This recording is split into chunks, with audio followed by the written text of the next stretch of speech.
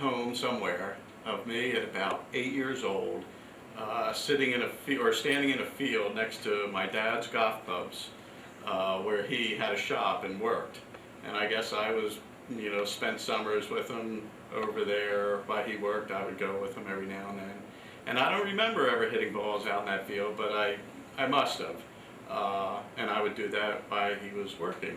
But I never played golf until I was 11, and my dad took me up to Arrowhead Golf Course in Pottstown, because that was the only place that he knew of that I could play under age 12.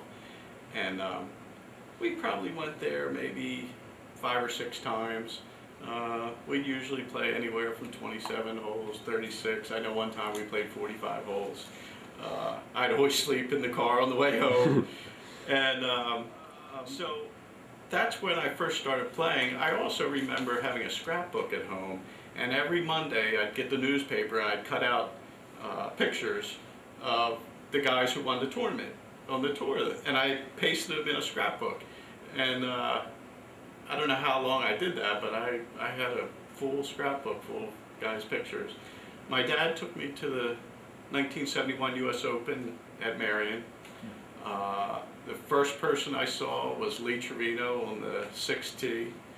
I remember seeing Nicklaus play. That was my first time seeing pros play. We went to the IVB at White Marsh a couple times. And then I wanted to play golf more, and the next year my Rock Manor was close to my house, and you had to be 12 to join. And on my 12th birthday, which was June 23rd, he took me there on his way to work. It cost $40 for a junior to play the whole year.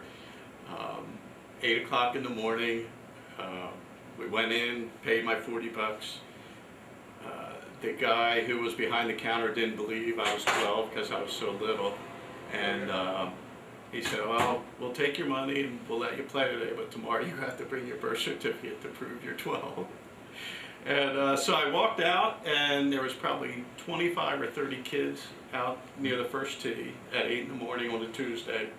And this lady came up to me. Her name was Mrs. Tagani, and she asked who I was, and she asked if I was a member, and I said, "Well, I've been a member for about 5 minutes." And she said, "Would you like to play in a tournament today? It's Tuesday, and we have a tournament every Tuesday for juniors." So I played. I remember the 2 guys I played with that day.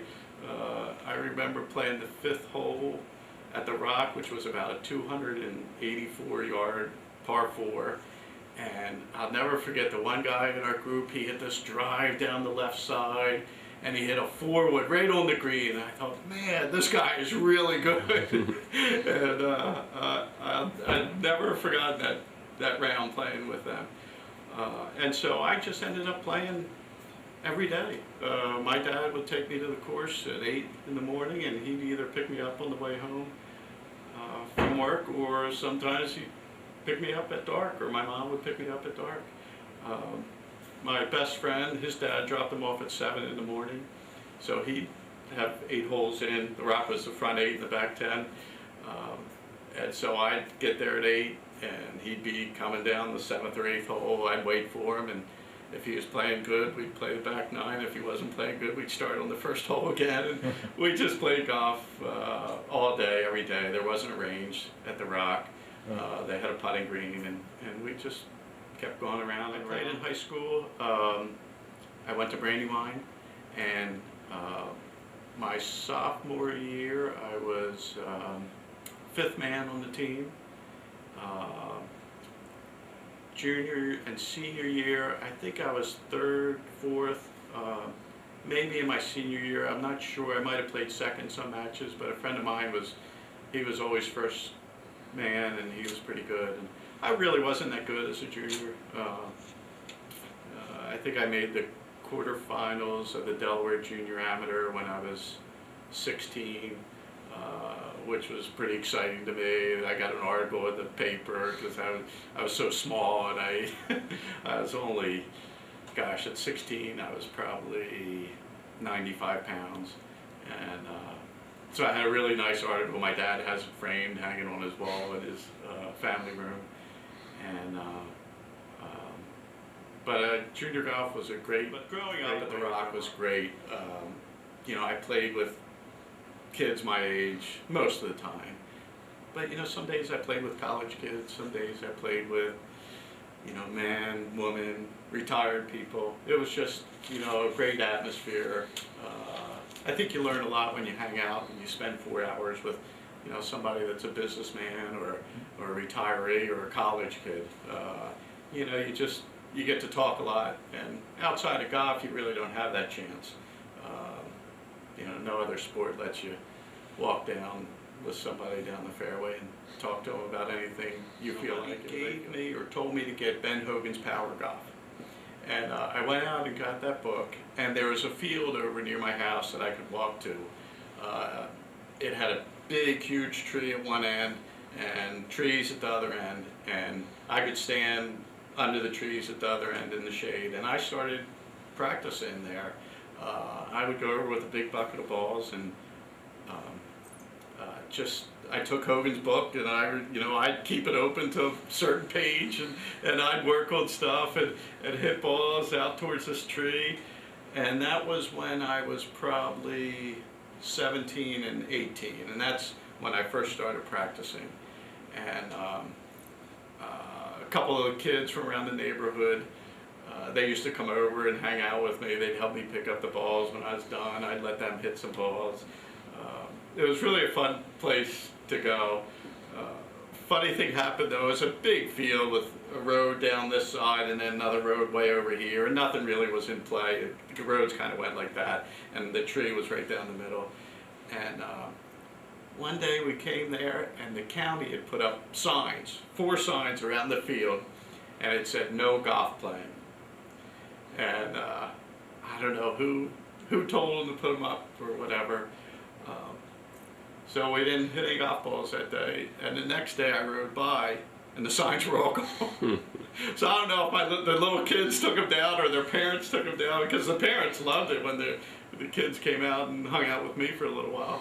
So I went back to hitting balls in the field, and then I guess it was 1980. I left Rock Manor, and I joined Cavaliers, and they had a range, and so I started practicing there, and I had never taken a lesson up to that point, but there was an older guy at Cavaliers. His name was Carmen Steppo, and he was an old-time pro. I think played golf with Ben Hogan, and just played a lot of golf in the past, and didn't play a whole lot of golf then. Played a little bit.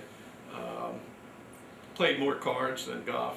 But when he got tired of playing cards or got done playing golf, if I was out on the range, a lot of times he would just come out and pull up a chair and sit there with me for an hour, and never really taught me anything, although I absorbed things from him. And that was probably my first instruction that I ever had. He was a big advocate of practicing. He said, Blaise, I'll never forget, he said, Blaise, he said, you should be able to hit so many balls that I could come over to your house at 2 in the morning, wake you up, give you a 2-iron, and you could hit a perfect 2-iron. And so he was really a big fan of practicing, and I enjoyed practicing. So that was my first year of really practicing hard, and then it was my first year of being a member of a GAP club. So I played my first GAP match that year, and then that was my first amateur at Sunnybrook.